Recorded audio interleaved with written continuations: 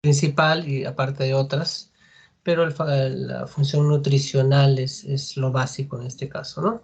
Si la placenta no trabaja bien, hay problemas en el producto y puede ser dañada por muchas causas, enfermedades, incluso enfermedades propias del embarazo, como la preeclampsia, que cuando hagamos la clase vamos a hablar de eso.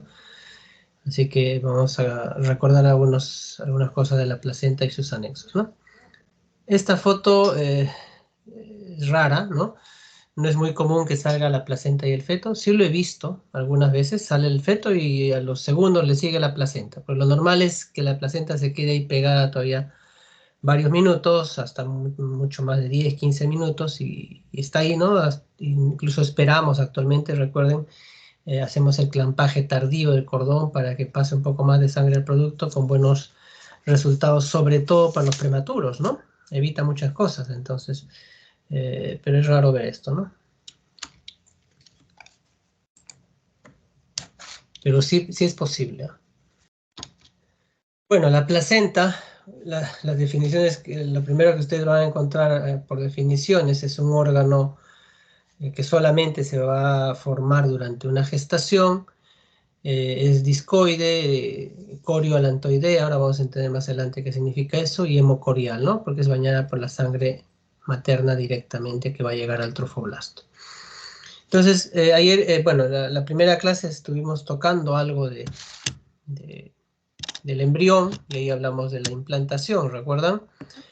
Y en la implantación es muy importante las vellosidades coriales, pues, ¿no?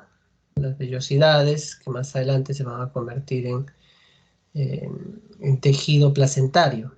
Y acá vemos en una fotografía cómo se ven las vellosidades coriales, ¿no? Parece una esponja y eso se va ingresando al endometrio, que se llamará decidua, e incluso se dice que ingresa al tercio interno del miometrio, ¿no? Para buscar los vasos. Entonces, miren la importancia de esto. Esto ya lo conocen, hemos hecho en la clase anterior, ¿no? Cuando hicimos embriología, pero es para recordar, ¿no? Cuando se implanta al sexto día en promedio, séptimo día para algunos, como blastocisto, ¿sí? Ya está en un estadio en la que tiene ya por lo menos un disco unilaminar, ¿no? El llamado, el futuro endodermo, ¿sí? ¿Recuerdan eso? Y en este estadio de división celular es que se va a implantar en el endometrio, ¿no? Eso recuerden, para recordar. Y una vez que se implanta, va a fijarse ahí para que más adelante invada los vasos sanguíneos de esa zona, ¿no?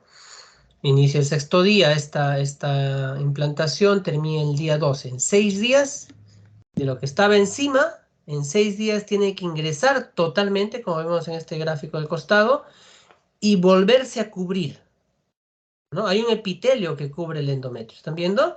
Ya. La implantación va a terminar cuando vuelva a reepitelizar esto, en 6 días. Todo este proceso de implantación va a demorar ese tiempo, 6 días básicamente, ¿no? Y se vuelve a cubrir, ya se implantó. Y de ahí viene todo el proceso que sigue, ¿verdad? Muy bien, entonces eso a tener en cuenta.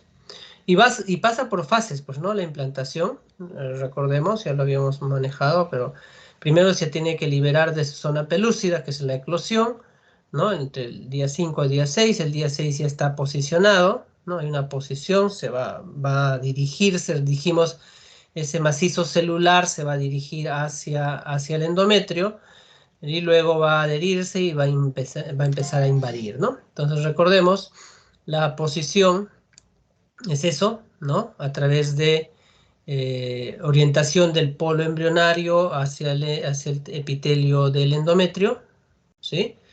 Y hay ciertas, en ese momento va dándose ciertas modificaciones ya del endometrio, ¿no? Incluso aparición de pinópodos. Y acá tenemos, un ratito, en otro gráfico, y incluso esta microfotografía, son los pinópodos que van apareciendo, se dice, en el epitelio endometrial, ¿ven? ¿Vemos acá? Empieza a formar esto para captar y capturar, si se quiere, a este blastocisto, ¿no? Que también empieza a liberar, miren, unas microvellosidades para unirse. Entonces, eh, hay todo un proceso previo a la unión, ¿no? Previo a la unión, ¿no? Aparecen pinópodos, Se producen integrinas para fijar las células, aumenta la permeabilidad vascular en esa zona, en la zona de implantación, esto gracias a las prostaglandinas E2 y F2 alfa, y va a empezar la deshidroxización del estroma, ¿no? De esto por la progesterona. Recuerden que la progesterona es la hormona del embarazo, ¿no? Entonces empieza todo este proceso de modificaciones endometriales de a poco, ¿no? Preparándose para esta implantación. Y recuerden, todas estas modificaciones endometriales tienen un nombre propio, ¿no? De un peruano, que es el doctor Arias Estela, que es un patólogo que publica hace muchísimos años, está en todos los libros de medicina, los cambios que tiene el endometrio en una gestación. Pero si uno lee, ¿qué dice? Núcleo grande, redondo, hipercromático, citoplasma basófilo, expresión exagerada de la hiperplasia gestacional y otras cosas más, linda con un epitelio premaligno hasta maligno, ¿no? Entonces eso a tener en cuenta, ¿no? Entonces recordemos que estos cambios se llaman reacción de Arias-Estela, ¿sí? Pero solamente se presentan en gestación. Solamente se presentan en gestación, ¿ya?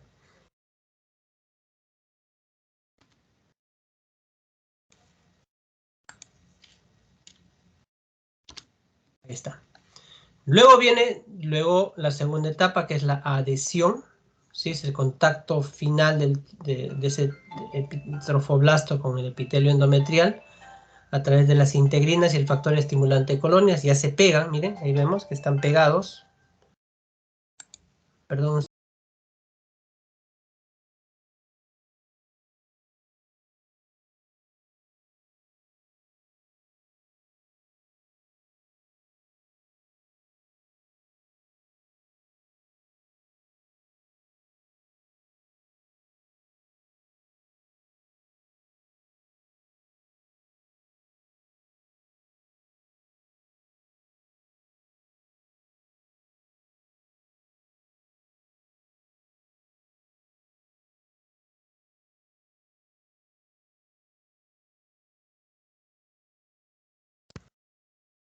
Disculpen, chicos.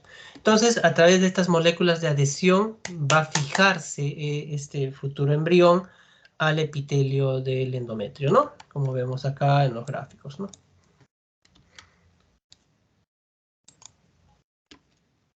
Luego viene ya la invasión. Una vez que se fija, ese epitelio va a ser destruido, ¿sí? Va a penetrar, va a generar algunas enzimas que van a destruir ese epitelio y algunos tejidos que están por detrás de ese epitelio endometrial, como metaloproteinasas, activador de fibrinógeno, y va a empezar a digerir esos tejidos para poder ingresar a través de ese trofoblasto en formación, ¿sí? Buscando ¿qué? Vasos, ¿no? La función de esto es, si bien ingresar, pero la función primordial es buscar vasos para poder desidualizarlo. Ahora vamos a entender más adelante qué cosa es eso, y a través de eso poder recibir la irrigación, la circulación adecuada para este nuevo ser que se va a formar, ¿sí? Mira, el séptimo día el trofoblasto empieza a formar el citotrofoblasto y el sincicio trofoblasto, ¿no? Que el responsable de la futura formación de esta placenta, recuerden, es el sincicio trofoblasto, ¿no? Lo que está más pegado hacia el endometrio. El citotrofoblasto está antes de eso, ¿no?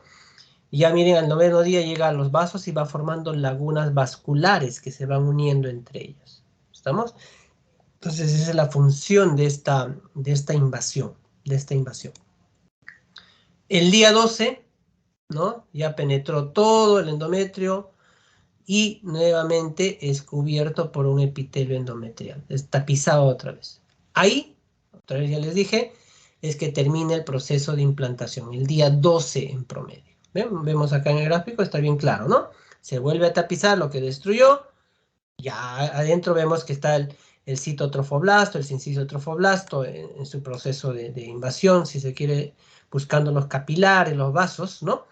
Pero ya, acá terminó la implantación, ¿no? Recordemos eso. Y en el desarrollo de la placenta hablamos de dos grandes periodos, el prevellositario y el vellositario. Como su nombre es fácil de discernir, antes de la formación de las vellosidades coriales y después de la formación, o durante la formación, ¿no? El prevellositario es entonces en ese interín que acabamos de hablar, ¿no? En el proceso de implantación, ¿no? Y hay dos, prelacunar y lacunar, ¿ya? El sincicio trofoblasto ni bien se adhiere al epitelio endometrial, hasta el día 9 tenemos el prelacunar, todavía no ha formado lagunas vasculares, ¿sí? Es el sincicio trofoblasto que está ingresando con el citotrofoblasto primitivo que está ahí al costado. Ya cuando ingresa un poco más, ¿no? El día 12 dijimos que terminaba el proceso de implantación. Ya tenemos formado el disco embrionario, el segundo disco, ¿recuerdan? Hasta el día 14 tendremos el segundo disco. Hay un esbozo de cavidad amniótica, saco vitalino también está formado. Ya empiezan a formarse lagunas vasculares, por eso se llama lacunar. Pero todavía no hay tejido no hay vellosidades, todavía no, ni siquiera hay indicio de formación de estos, ¿no? Por eso se llama prevellositario. Recordemos que el citotrofoblasto, ¿sí? El citotrofoblasto es un epitelio, si vemos acá en el gráfico de abajo, que está de un verde más claro, ¿no? Tiene la función de síntesis de ADN y tiene una actividad mitótica y es la que está en contacto directo, si se quiere, como vemos acá, con el futuro embrión, ¿sí? En cambio, el sincicio trofoblasto es el que está ingresando hacia el endometrio. Son células multinucleadas, penetran el estroma, la decidua, perforan capilares, forman lagos sanguíneos, ¿no? Tiene una función que a la larga va a ser función de irrigación, va a buscar todo, ¿no? Y este sincicio es el que va a formar más adelante las vellosidades coriales, ¿no? Entonces eso tener en cuenta, ¿no? Acá en otro gráfico, lo que acabamos de hablar hasta ahora, ¿no? Y está ingresando el sincicio trofoblasto a ese endometrio, va buscando los vasos, termina de ingresar todo hasta que se vuelve a cubrir y termina el proceso de implantación, pero ya miren, el sincicio trofoblasto ya está buscando los futuros vasos para formar las lagunas vasculares. Luego viene el periodo vellositario, a partir del día 13, ¿no? Terminada la implantación, empieza la formación de las vellosidades coriales, ¿no? Acá veamos en el gráfico, lo primero que dijimos que está haciendo este epitelio que está ingresando del sincicio trofoblasto es formar, si se quiere, lagos vasculares, lagunas vasculares, ¿no? Pero para esto va a ir ingresando, ¿sí? Como unas columnas, si se quiere. Miren acá en el gráfico, al inicio, hay una columna de sincicio trofoblasto que va ingresando, ¿no? Por muchos sitios van ingresando. Esas columnas, por dentro de esas columnas, va a ingresar una columna de citotrofoblasto. Lo que ingresó como columnas que había penetrado era el sincicio trofoblasto, listo. Y entre esas columnas hay un epitelio, un tejido, una columna que va a ingresar de citotrofoblasto, más o menos entre el día 14 al día 20. Y dentro de esas columnas de citotrofoblasto ya serían dos tejidos, ¿no? Sincicio trofoblasto, por dentro se mete un poco de citotrofoblasto y al final entre esos dos epitelios, ¿no? Va a ingresar el mesénquima extraembrionario para formar más adelante los capilares sanguíneos que van a establecer la verdadera circulación fetoplacentaria, ¿no? Entonces acá una vellosidad primaria va a tener el sincicio trofoblasto, el citotrofoblasto que ingresó como una columna y luego entre ella se va a meter mesénquima, ¿no? Extraembrionario para formar ya la vellosidad que nosotros conocemos. Pero miren, inclusive ahí, ese citotrofoblasto se va metiendo por debajo, si se quiere, de este sincicio trofoblasto, que ya ingresó mucho más, y esos dos son los tejidos que al final vamos a tener en esa zona, ¿no? Acá en otro gráfico, para entender esta parte ya, la formación de la vellosidad primaria, vemos otra vez en el mismo gráfico el sincicio trofoblasto a los costados, el citotrofoblasto como este epitelio que está ahí tapizándolo y por dentro el mesénquima extraembrionario. Y a su vez ese sincicio trofoblasto va a ser dividido en dos capas por este citotrofoblasto que se está metiendo entre ellas. Acá abajo vamos viendo. Ojalá que puedan ver, ojalá que tengan, estén en pantalla más grande, porque si no, no lo van a ver. Entre el sincicio trofoblasto que está abajo se va metiendo citotrofoblasto. Estas celulitas se van metiendo entre ellas. Va dividiéndola en dos. Una interna y una externa. La externa es la que va a estar en contacto con la decidua o con lo que era el endometrio, ¿no? Y en esa zona externa se va a formar una pequeña capa que va a ser el sitio de separación de la futura placenta, que se llama la membrana de Nitabush, en esta zona, ¿no? Que es inciso trofoblasto, ¿no? Entonces recordemos eso. Y luego ya de eso, miren, en la vellosidad primaria que dijimos que tenía sincicio trofoblasto por fuera, citotrofoblasto por dentro y mesénquima al medio, que ya cuando tiene mesénquima es secundaria, para que sea una vellosidad terciaria ya va a haber entre ellos una circulación, ¿no? Va a haber vasos que se van a formar, capilares, y ya se llamaría vellosidad terciaria, ¿no? Entonces, resumiendo, la vellosidad primaria es citotrofoblasto, sincicio trofoblasto, la secundaria es esas dos más el mesénquima, y la terciaria es cuando ya se establece la circulación de manera adecuada. Hay vasos entre esas vellosidades, ¿no?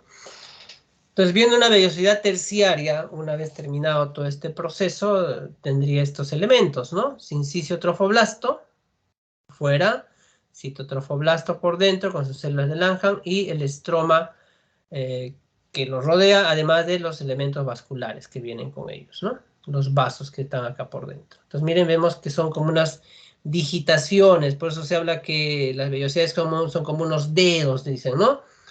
En este corte veríamos eso, ¿no? Miren, parecen unos dedos, ¿no? Tal cual, que van ingresando a ese endometrio para lograr la correcta irrigación hacia la futura placenta y con esto al producto, ¿no? En ese interín, ¿sí? Las arterias espirales, recuerden que la arteria espiral es la última división de la arteria uterina, porque la uterina, al ingresar al útero, se va a dividir en arterias arcuatas. Las arcuatas penetran el miometrio y se llaman ahí en ese momento rectas o radiales. Luego ingresan al endometrio como arteria basal y luego arteria espiral. Entonces recuerden, las espirales son ramas del uterino, directas del uterino. Entonces, estas arterias espirales, ¿sí? Van a ser invadidas en esto que estamos hablando, en gestación temprana, por el trofoblasto. Miren acá, vamos viendo, hay un trofoblasto extravelloso y un trofoblasto intravelloso. Son células que inicialmente van a empezar a invadir ese capilar, ¿sí? Recuerden que la decidua, todo capilar tiene su decidua, no, perdón, su endotelio, perdón, su endotelio, y ese endotelio va a ser invadido por dentro y por fuera, miren acá, ¿ya? Por un epitelio que es parte del trofoblasto, tanto extra como intravelloso, y todos los vasos, miren cómo van a ser invadidos. ¿Para qué? Para lograr que ese vaso esté siempre abierto, incluso con mayor luz, durante los 9 meses. Esto se llama decidualización de las arterias espirales. Repito, esta invasión trofoblástica se llama decidualización de las arterias espirales. Si no se produjera esta decidualización, los vasos estarían cerrados, no habría una buena irrigación hacia la futura placenta y tendríamos problemas. Es más, si vemos bien, en la última parte, miren, ese epitelio incluso ha ingresado un poquito más allá del miometrio, no solo es endometrio, al miometrio. Y mantiene el calibre de ese vaso más grande de lo normal durante los 9 meses. Cuando falla este proceso, es una de las causas de preeclampsia que ya veremos mucho más adelante. Recuerden eso. Entonces, esto se da normalmente, ¿no? Una invasión de trofoblasto a las arterias espirales, ¿ya? Que se llama decidualización. Muy bien. Luego, bueno, ya resumiendo, una vez que ya se dio todo esto, se va a formar la futura placenta y la placenta pues tiene su estructura, ¿no? Bien marcada, ¿no? Tenemos básicamente tres partes de placenta, si se quiere, en cuanto a tejido se refiere, ¿no? Empezamos por la placa coriónica, que es la que está en contacto, si se quiere, con el feto. Sería el amnios, ¿sí? Miren, de acá en el gráfico, si empezamos, sería de la derecha a izquierda. Tenemos el amnios por debajo de ella. Parte del amnios va a formar también el cordón umbilical. Y recuerden, el cordón umbilical, aparte de los vasos que tiene la gelatina de Wharton. También detrás del amnios hay un poquito de gelatina de Wharton. Están los vasos alantocoriónicos, un poco de tejido y trofoblasto, ¿no? Esa es la capa que está en contacto con el feto. Luego de ahí viene el espacio intervelloso, estas vellosidades que acabamos de decir, ahí están, formadas, miren, son las vellosidades coriales, ¿no? Formada por estas, con los lagos venosos que se formaron, pues, ¿no? Porque acá vemos que se han formado y ahí se estableció la irrigación adecuada hacia ese futuro cordón umbilical. Luego tenemos después de eso la placa basal, ¿no? Ya está próxima al útero, está formada por lo que nosotros conocemos como los cotiledones, sería toda esta capa más rosada, ¿sí? Como los cotiledones. Y luego de eso, el punto de separación es la membrana de Nitabush, ¿no? La membrana de Nitabush. Denme unos segunditos, me está llamando el doctor.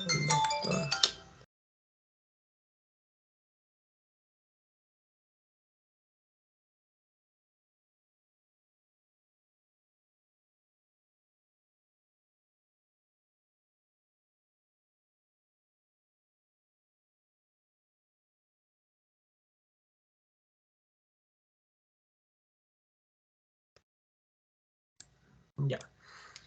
Y les decía que el punto de separación de toda esta placenta es la llamada capa de Nitabush, ¿no? Que ahorita vamos a volver a repasar. ¿Qué cosa es eso?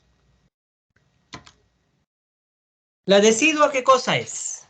La decidua es el endometrio con otro nombre, ¿no? Le cambiamos de nombre por los cambios que acabamos de mencionar, que se producen por los cambios hormonales e incluso estudiado por el doctor Arias Estela, ¿no?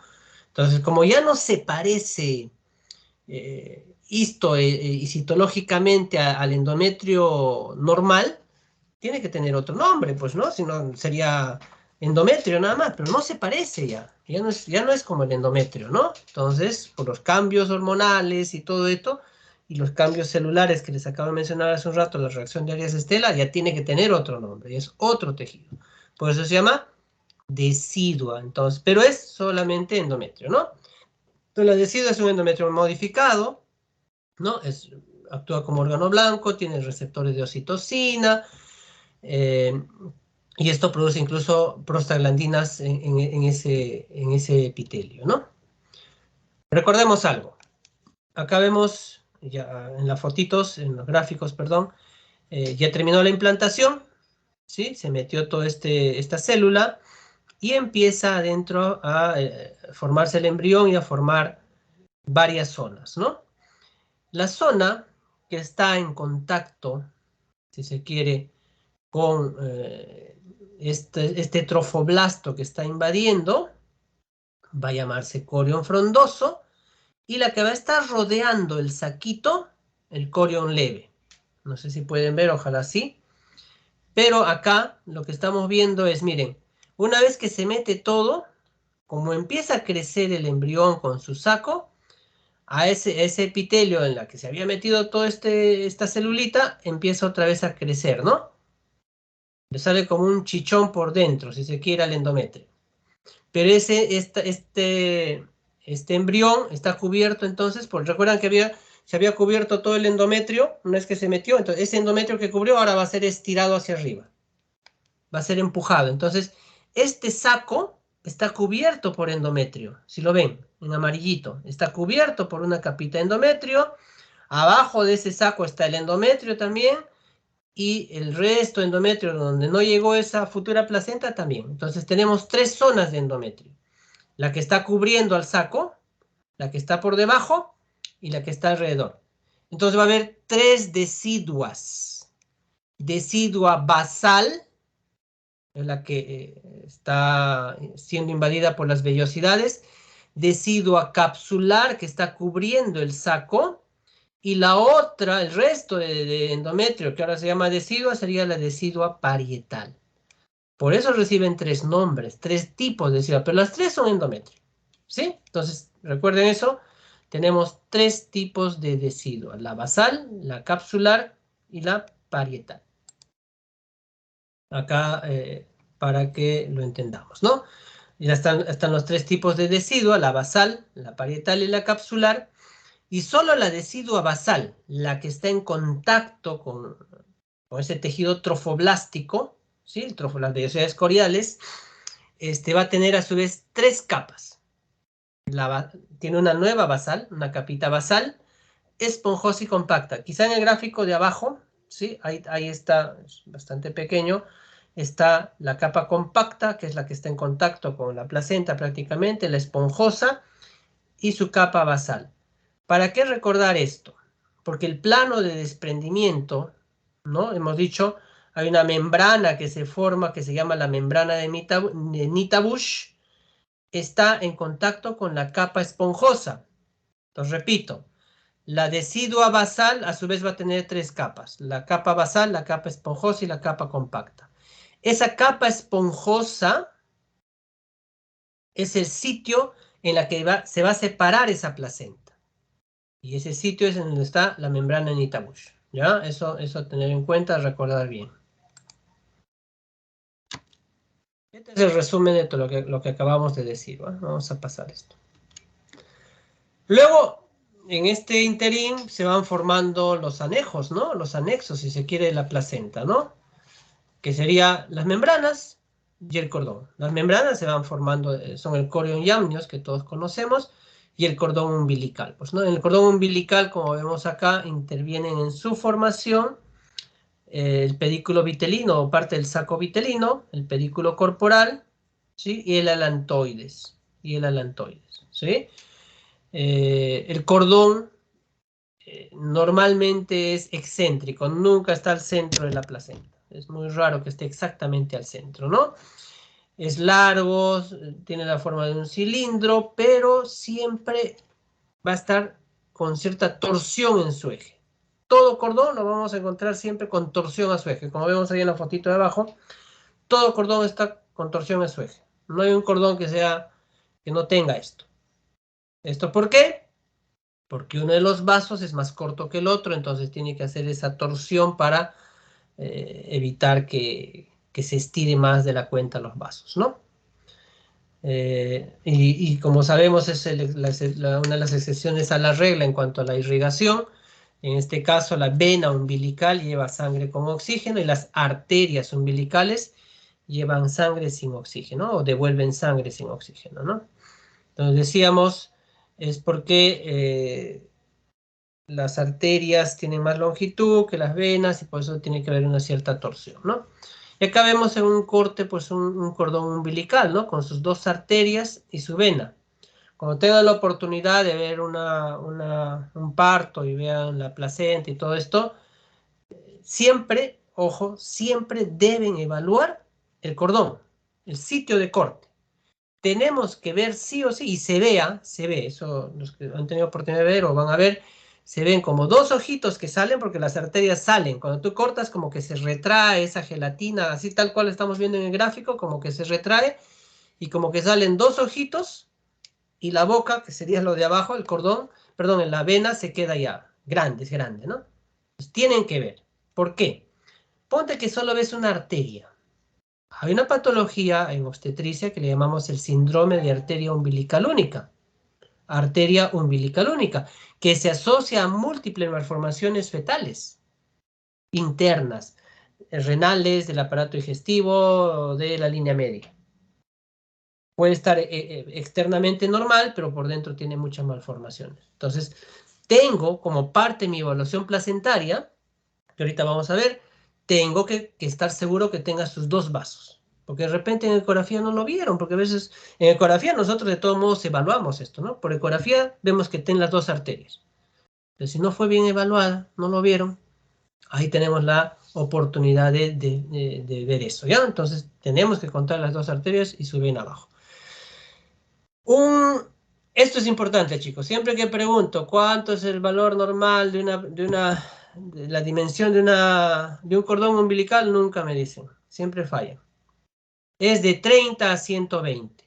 De 30 a 120 es un cordón normal. Sí, pues 70 es lo más común, entre 50 a 70, pero desde 30 hasta 120 es normal. Ojo, ojo, ¿ya? Y para abajo, pues el 30 es un cordón breve o cordón corto, ¿no? Ahí sí da problemas, porque es muy chiquito, imagínense, se estira al salir, da problemas con los latidos. En cambio, uno largo, me puede dar problemas también, muy largo, va a terminar enrollado el bebé con tanto cordón, ¿no? Pero no hay mayor problema. Pero tengo que saber los valores normales. Entonces, repito, de 30 a 120 es un cordón normal. Está cubierto por amnios, contiene, ya dijimos, las arterias y la vena, y es espiralada, ¿no? ¿Qué características tiene una placenta? Ya dijimos, normalmente es ovalada. Circular, no tanto, un poco, algunas, pero más ovalada. En promedio mide 20 centímetros de diámetro, pesa 600, pero acá, ojo, hay una relación bien, bien interesante, ¿no? Se sabe y se calcula, y hasta ahora se dice en los libros, que es más o menos el peso de la placenta 6:1 con el feto, con el peso del feto, ¿no? O 1:6 si se quiere. En cristiano, si tu placenta pesa 500 gramos, el feto tendría que pesar 500 por 6, 3 kilos, ¿no? 3000. ¿Se entiende? 3000. Placentas más grandes son para fetos más grandes, pues, ¿no? Entonces, esa es la relación. Y hay un momento en el embarazo, ojo, es otro dato adicional, solo para ustedes, en un momento en el embarazo en que la placenta pesa igual que el feto. Es a las 16 a 17 semanas. Ojo con eso, 16 a 17 semanas, el peso placentario es igual que el peso del feto. De ahí ya, al final, como les digo, tiene que haber esta relación de 6:1. Tiene un espesor en promedio de 3 centímetros, es blando, bien blandito, cuando ustedes toquen es bastante blando y tiene dos caras, pues, ¿no? Esta cara que estamos viendo acá sería, si está el cordón ahí, por lógica, el cordón está en contacto con el feto, este sería la cara fetal, por lógica, no hay otra. En cambio, la de atrás, la cotiledones, es la que está pegada a la mamá, pues, ¿no? Muy bien. Acá está la cara fetal, donde está el cordón, ¿no? Es gris, es brillante, y en cambio la cara materna, pues están todos los cotiledones, ¿no? Cotiledones. En algunos libros, no, he estado buscando más datos, incluso mencionan que hay varios tipos de cotiledones, recuerdo a tamaño, ¿no? Hay entre 16 a 18 cotiledones grandes, que es lo que logramos apreciar, hay medianos 50 y más de 100 pequeños.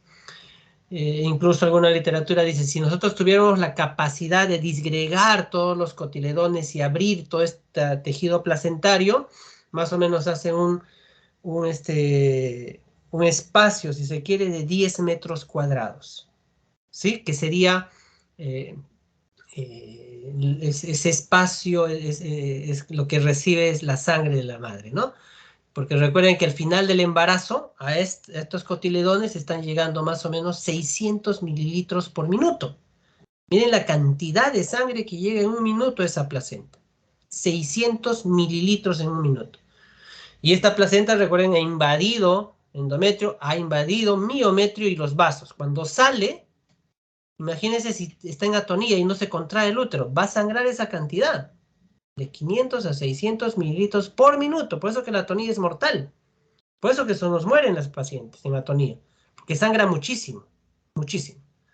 Entonces eso tener en cuenta, por eso que inmediatamente a la salida del placenta el útero tiene que contraerse para cerrar todos los vasos de ese lecho placentario en la que estaban estos cotiledones. Si no, olvídense, la atonía da un sangrado masivo, masivo. Es considerado sangrado masivo más de 150 mililitros, recuerden.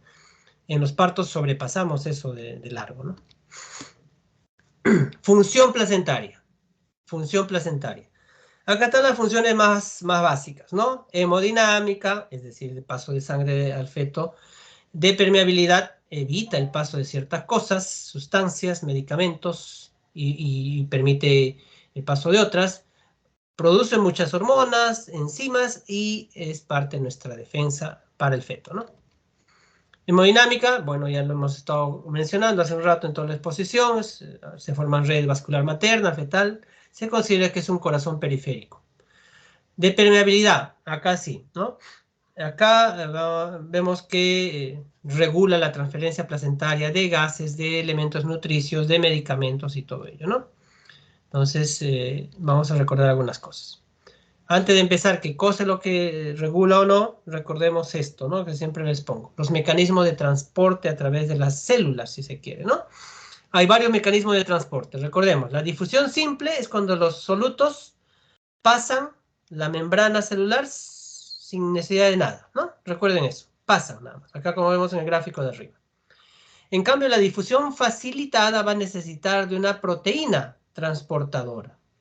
Puede ser una proteína como esta canal, que no necesita de nada, o estos carrier o proteína transportadora, que también en realidad no necesita nada, pero sí hace cierta función. ¿Ya? Esa sería la difusión facilitada. Se llama transporte activo cuando esa proteína transportadora usa energía. ¿Sí? Repito, las dos proteínas se parecen, doctor. Sí, estas dos circulares, ¿no? Sí, pero esta cuando pasan los solutos no usa energía. Ya cuando usa energía para que pasen los solutos se va a llamar transporte activo. Eso por favor recuérdenlo bien. Y por último, ya pinocitosis sabemos, ¿no? Es la célula bebiendo, así nos han enseñado. Listo, cuando se forma una vesícula, la engloba y la mete, ¿no? Y ya. Y en algunos casos pasan algunos elementos directamente. No necesita de nada, ¿no? Entonces, de acuerdo a esto, es que vamos a ver las sustancias y nutrientes que pasan a través de la placenta. Por difusión simple, es decir, no necesita de nada, de ninguna proteína, pasa directamente, miren, lo más importante, ¿no? Oxígeno, agua, CO2, electrolitos, sodio, potasio, cloro y uricreatinina. Facilitada, ¿no? A través de una proteína, la glucosa. La glucosa. Entonces ya tenemos esto. Chicos, todo esto sí lo tienen que saber, no solo para el examen, para el curso, porque preguntan en todos los exámenes de residentado, en todos los exámenes del ENAM, siempre preguntan todo esto. O sea, no lo estudien solo para el curso, estudien porque de veras es importante, porque tenemos que saber y porque siempre evalúan esto en todos los exámenes, ¿ya? Tercero, transporte activo que utiliza energía, dijimos, ¿no? Acá sí la lista es gigante, pues, ¿no? Pero es sencillo de recordarse. Primero, vitaminas.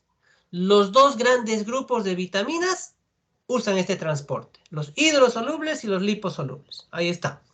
Los aminoácidos, muchos cationes que están acá, hierro, calcio, magnesio, fósforo, ahí está la lista, y ácidos grasos libres. Entonces es sencillo acordarse. Y por pinocitosis o endocitosis, la albúmina, la gamma globulina IgG, alguna lipoproteína transferrina, y miren, las bacterias y virus ingresan por este medio. Bacterias y virus ingresan por este medio, ¿ya? Entonces recordemos eso también. Y paso directo, a través de elementos corpusculares o soluciones de continuidad, los glóbulos rojos, leucocitos, ¿no? Ahora, los fármacos también pasan por los poros de membrana. La heparina se dice que no atraviesa la barrera placentaria, ¿ya? Y hablando de fármacos, lo que todos saben y conocen, probablemente lo han hecho en farmacología y otros cursos, siempre nos enseñan esto, pues, ¿no? Que las drogas que atraviesan la barrera placentaria están catalogadas en categorías, ¿no? De la A hasta la D, y la X, pues, que definitivamente no se debería usar. Pero, recuerden algo, la categoría A, al menos en antibióticos, no existe. ¿Por qué? Porque no se puede probar un antibiótico, algún tipo de medicamento antibiótico, sobre todo, en seres humanos, ¿no? Imagínate que alguna de ustedes, chicas, esté gestando y venga un investigador y le diga, mire, doctorita, quiero probar la gentamicina, lo voy a poner a usted para ver si produce sordera o le daña su riñoncito a su hijito. ¿Ustedes aceptarían? La mandas por un tubo, ¿no? Anda a probar a tu hermana. No, no se puede, es imposible, ¿no? Por eso que categoría A para antibióticos no existe. Todos son categoría B, es decir, realizados en animales, ¿sí? Eso para antibióticos está hablando. Categoría C se demostró en animales y por ahí en algunas mujeres que se ha hecho algún estudio o que se tuvo que poner, se vio que produjo esto, ¿no? La X definitivamente se demostró en animales, en humanos, de algún modo, y muchas veces ya incluso la comercialización está, ya no se da en eso, parece que para gestantes, ¿no? Entonces, si vemos en esta lista, busquen A, no hay, no existe, ¿no? No hay. Pero recordemos que la B y la C sí se pueden usar en gestación, en categoría B y C. Idealmente la B. La C, con ciertas restricciones, con ciertos cuidados.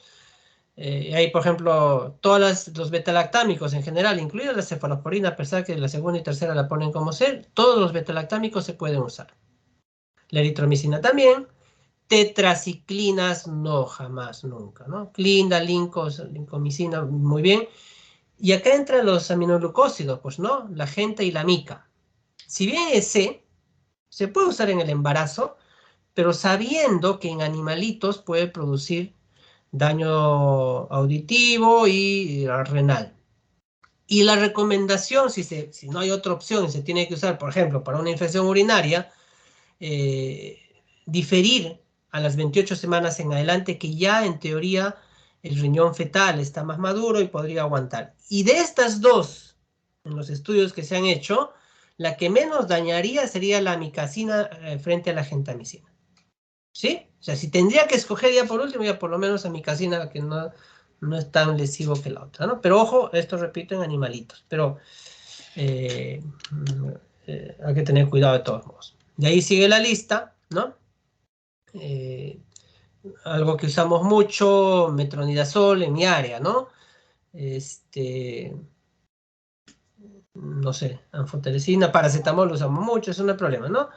En los AINES, que está al final de la lista, si bien ponen categoría B, pero en el tercer trimestre no se debe usar más de 3 días, si es que se va a usar, porque puede cerrar el ductus arterioso y darnos un problema circulatorio en el feto, ¿no? No más de 3 días. Usamos a veces dosis única, un día y eso es, ¿no?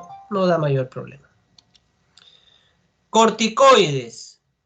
No hay problema en realidad. Es más, si una mujer está con LES, tiene LES, puede seguir con su prednisona durante todo el embarazo.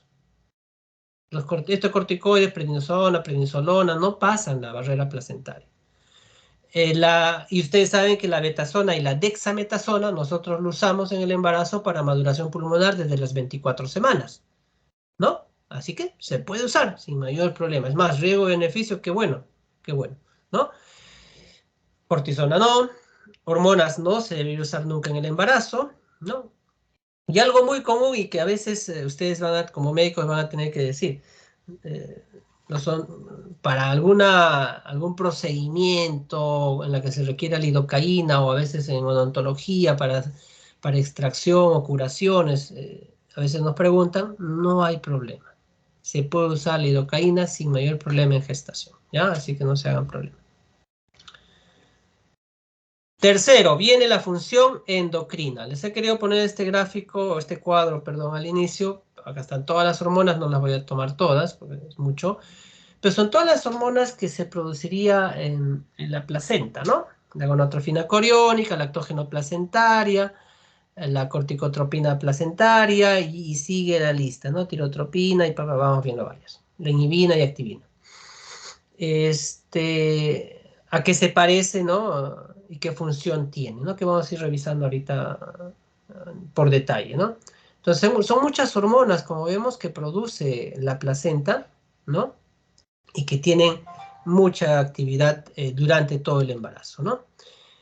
Acá están las que hemos dicho y hay otras más, ¿no? Entonces, una de las más importantes que estaba al inicio de la lista es la gonadotrofina coriónica, ¿no? ¿Dónde se sintetiza? En el sincicio trofoblasto, ¿sí?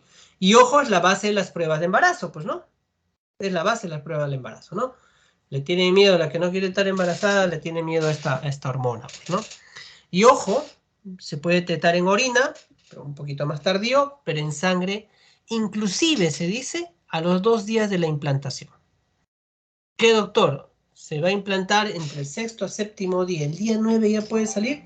Inclusive dicen que ese día de la implantación, al día siguiente, ya está en sangre la gonadotrofina coriónica. Ojo con eso, ¿eh? Ya se puede detectar en plasma de la madre, con buenos exámenes obviamente, la gonadotrofina coriónica. O sea, se implantó y ese día, al día siguiente ya está, a horas. Eso se ha estudiado, se ha visto, ¿no? En medicina basada en evidencia, desde este año nos dice eso. Ahí lo he puesto el dato abajo, ¿no? Se detecta en plasma de mujeres embarazadas, incluso el día 7 a 9 del pico de LH, después de eso, ¿no? Después de la fecundación y la implantación. Ingresa al torrente sanguíneo en el momento de la implantación del blastocisto. Miren, la beta-HCG va a ingresar a la sangre en ese momento en que están buscando el tejido trofoblástico, recuerden, eso, ¿no? Ahí ingresa, ¿ya?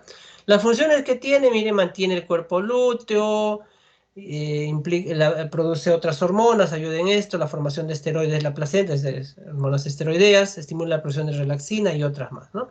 Entonces tiene múltiples funciones, ¿ya?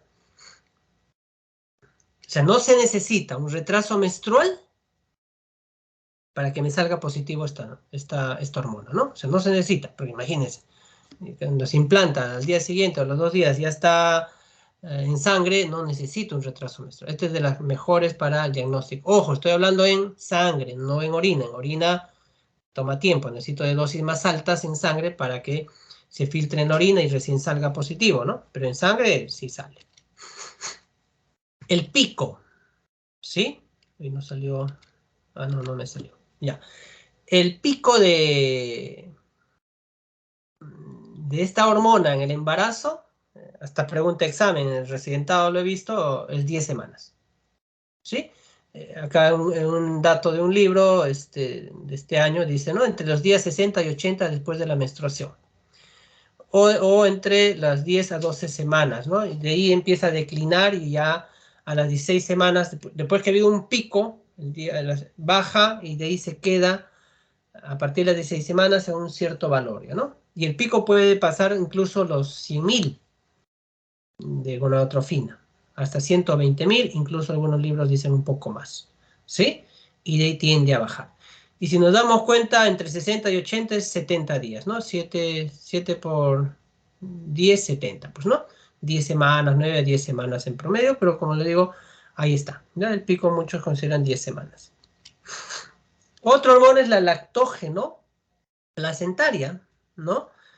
En cisticio trofoblasto se produce y como su nombre nos suena a leche, es eso, pues, ¿no? Es eso, se relaciona con la hormona de crecimiento y la prolactina, ¿no? Moviliza los recursos maternos metabólicos fetales. Y acá hay algo importante, que probablemente cuando hagan la clase de diabetes gestacional les mencionarán esta hormona, porque miren, esta hormona reduce la tolerancia a los glúcidos, resistencia a la insulina, aumento de la movilización de los lípidos. Cuando no hay una alteración de esta hormona, se dice que esta hormona es diabetogénica por excelencia, porque recuerden que el estado gestacional es un aumento del metabolismo gigantesco. Entonces, si no se pueden controlar eso, todas las gestantes harían diabetes gestacional. Hacen resistencia a la insulina la gran mayoría, ¿no? Y la lactógeno placentaria está en esto, miren. Cuando hay una alteración, llegan a ser diabetes gestacional. Claro, tiene que haber factores de riesgo que ya les enseñarán, pero acá está, ¿no? Es responsable de todo esto, ¿no? Acción lactogénica estimula la producción de la proliferación de las glándulas mamarias, ¿no? Para más adelante actúe la prolactina, que también tiene relación con esta lactógeno placentaria, ¿no? Luego hay otra hormona placentaria que es el estrógeno, también sintetizada en el sincicio trofoblasto, ¿no? Ya sabemos que si es feto de sexo femenino, le va a ayudar mucho para preparar el canal del parto, estimula el crecimiento del útero, ¿no? Y se sintetiza el estriol, que es el metabolito, también se sintetiza en la placenta, ¿no? La progesterona es la otra hormona, que consideramos que es también una hormona del embarazo, ¿no? Normalmente hasta la 8ª semana está siendo formada por el cuerpo amarillo y de ahí ya toma la posta la placenta, ¿no? El sincicio trofoblasto también, pero también esta hormona se forma, miren, en el hígado, grasa, corteza suprarrenal del feto, ¿no? Ayuda mucho en el desarrollo del embrión, ¿no? En las primeras semanas secretada por las glándulas endometriales, ayuda mucho en este proceso de implantación, ¿no? Y desidualización del endometrio, ¿no? Esta es la responsable de eso. Otra hormona, la relaxina, ¿no? Como su nombre dice, relaja, ¿no? Relaja, ¿no? Sí, nos va a ayudar, pero mire, es producida por el cuerpo lúteo, pero también por otros órganos. Es similar a la insulina, relaja los ligamentos pélvicos y sínfisis púbica. Importante para el momento del parto, básicamente, ¿no? Favorece la degradación del colágeno, la ruptura de las membranas fetales en el momento del parto. El colágeno, ¿dónde está? En el cuello del útero. Recuerden que el cuello del útero es 80% de colágeno, por eso que el cuello es duro, por eso que no se sale por ahí los 9 meses. Pues, la relaxina, junto con la prostaglandina E2 y la F2-alfa, son las que van a romper los puentes de colágeno, relajar eso y que salga por la vía cervical, ¿no? Inhibe el inicio, la contracción uterina y ablanda el cervix, relaja las estructuras de los tejidos de esa zona, ¿no? Cuando uno ve la vulva en el momento del parto, parece que no va a salir por ahí tremenda cabeza. Y van a ver cómo se distiende y se distiende y se distiende. Y si tienes paciencia, ni se rompe nada. Miren, esta es la función de la relaxina, ¿no? Tiene funciones enzimáticas, sí, produce muchas enzimas, lactato de deshidrogenasa, y ahí sigue la lista, ¿no? Y ojo, fosfatasa alcalina, la fosfatasa, por eso que amilasa lipasa también, la amilasa también, perdón, por ahí no está, pero también la eleva. Entonces hay ciertas sustancias que a nosotros nos dirían que hay una enfermedad. No, no es eso, sino que se eleva por la misma producción placentaria, ¿no? No voy a incidir en esto.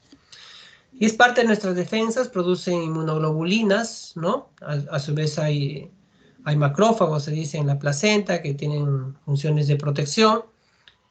Tiene una función inmunosupresora, ¿no? Muy bien. Preguntas, chicos, si tuvieran.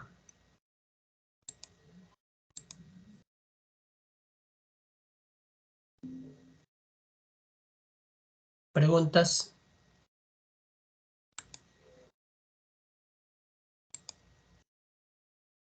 Doctor, buenas tardes. Una consulta. Diga. En cuanto a las pacientes que son que tienen hipotiroidismo, no mencionó, no vi que mencionó en la lista de fármacos el tema de la levotiroxina. En ese caso, ¿esas pacientes continúan con su tratamiento de levotiroxina durante el embarazo o se les da otro medicamento adicional? No, sí, continúan con su tratamiento. Sí, claro, tendría que mencionar tratamiento para los hipertensos y diabéticos y toda una lista, ¿no? Imagínate. En cada tema lo van a tocar porque tienen una clase de enfermedades endocrinas y gestación, tienen una clase de hipertensión, ahí se va a tocar eso. Pero sí, sí se continúa. En lo que tú me preguntas, tiene que continuar con su tratamiento, ¿no? Lo mismo para los hipertensos, hay que continuar con su tratamiento, pero si sé que ese fármaco no se usa en embarazo, le cambiamos. De los 5 grandes grupos de fármacos para hipertensión, 2 nada más se usan, y eso lo vamos a ver cuando hagamos la clase de hipertensión y preeclampsia, ¿no? Entonces sí, tenemos que ir viendo qué se usa en gestación, qué no se usa, riesgo-beneficio. Mire, como decía, muchos piensan que pues, una paciente con lupus no debe tomar su corticoide. Al contrario, tiene que tomar todo el embarazo. Porque se va a reagudizar si no en el embarazo. Imagínense que te dé una reagudización de tu lupus en gestación. Grave, ¿no? Con todo lo que sabemos que trae. Entonces tiene que seguir, ¿no? Entonces, a pesar de que uno piense, pero corticoide en embarazo, toma nada más. Y toma, ¿no?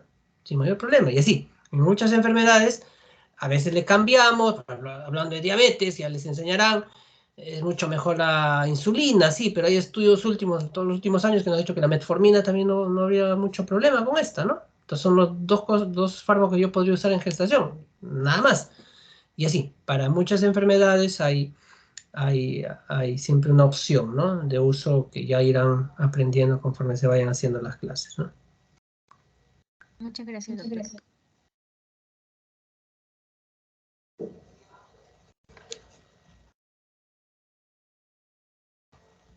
¿Alguna otra duda?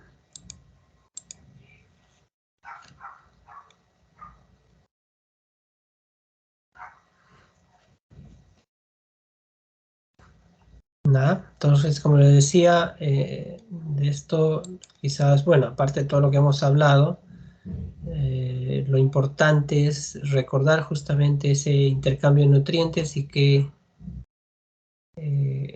cómo pasan los nutrientes, electrolitos, ciertas sustancias y cómo pasan, ¿no? Eso es importante saber y recordar, ¿no? Y las hormonas que produce esta placenta en gestación, pues, ¿no? Para que puedan... Diga. Pregunta, cuando se refería a la presencia de una arteria umbilical, se refería a malformaciones digestivas o genitourinarias. ¿Qué es lo más frecuente ahí? ¿Qué es lo que se puede encontrar más? En síndrome de arteria umbilical única, lo que más se encuentra es trastornos renales. Se dice que ectoscópicamente el producto está normal. Sus problemas son internos. Renales, luego hablan de gastrointestinales, de la línea media, cardíacas. Entonces, por eso se llama síndrome. Viene con muchas malformaciones internas. Entonces, por eso es importante evaluar eso. Si nosotros, claro, cuando hacemos ecografía, definitivamente siempre hacemos un corte del cordón y vemos ahí el signo del Mickey Mouse, le dice, ¿no? Dos ojitos, una boquita y ahí te aparece, ¿no? Parece una carita, realmente cuando hacemos el corte con el ecógrafo, ¿no? Y ahí ya, pues si veo los dos ya no informo nada. Es más, en los informes nosotros estamos en la obligación de poner si hay 2 arterias y una vena. Si veo una arteria y lo confirmo, me echo a buscar otra vez de repente por ahí malformaciones. No lo encuentro, pedimos ecografía especializada, ¿no? Hay maestros para esto y ellos a veces encuentran cosas que pasan desapercibidas por lo que hacemos ecografías normales, ¿no? Entonces, ya, hay que tener más cuidado. Entonces, no vaya a ser que tenga, al tener una arteria umbilical nada más, no vaya a ser que venga asociado con otras malformaciones. Entonces, se trata de descartar que no tenga el síndrome, ¿no? Y si no se detectó, y mira, imagínate que tiene ecografías normales supuestamente, y tú en el parto ves esto, hay que informar al pediatra, ¿no? Doctor, por si acaso hemos encontrado una arteria nada más en el cordón, ya él sabrá, pues, y hacer los estudios pertinentes en ese momento, ¿no? Porque puede haber pasado desapercibido, en teoría nada de malformaciones, pero siempre es bueno ese dato, ¿no? Porque viene asociado a malformaciones, como le digo, básicamente renales y otras más, ¿no? Gracias, doctor. Doctor, buenas tardes. ¿Cómo estás? Dime. Doctor, cuando mencionó la parte de la invasión a las arterias espirales por el trofoblasto, nos dijo que eso, si hay un error allí, podría dar preeclampsia. ¿Y eso por qué se daría, doctor? La falta se llama desidualización de arterias espirales, ¿no? Cuando hagamos la clase de preeclampsia, vamos a hablar de los factores que producen preeclampsia. Y dentro de los factores hay desde factores genéticos, ambientales, nutricionales y toda una lista, ¿no? Hasta inmunológicos. Esos factores van a ser los responsables de una mala desidualización, de una mala invasión de ese trofoblasto. ¿Sí? Entonces ahí vamos a entender. O sea, ahorita lo hablaba en general, ¿no? En la preeclampsia se da eso, no se invade y queda el vaso sin esas células alrededor y se comprime. O sea, está así cerradito nada más. Entonces imagínate eso, esto está dándose en las 12 semanas, 13, 14. Esa placenta ya desde el primer trimestre ya está con mala irrigación. Crece pequeñita, crece delgadita. Y por la isquemia placentaria, porque va a haber una isquemia, una mala irrigación, al final te deja una isquemia, se van a liberar sustancias, muchas, que pasadas las 20 semanas van a pasar al torrente sanguíneo materno, dañándole el endotelio. Si se daña tu endotelio, el cuerpo responde con vasoconstricción. Eso ya lo entenderemos en esa clase. Y viene la elevación de la presión, ¿no? Entonces, es toda una fisiopatología que la voy a explicar, no se preocupen, pero se debe a múltiples factores que llevan a la preeclampsia, ¿no? Sí. Entonces al final me dice que se le maduró el té.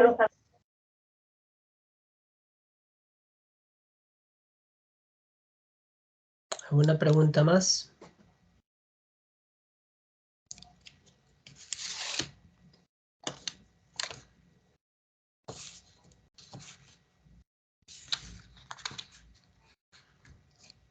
No hay.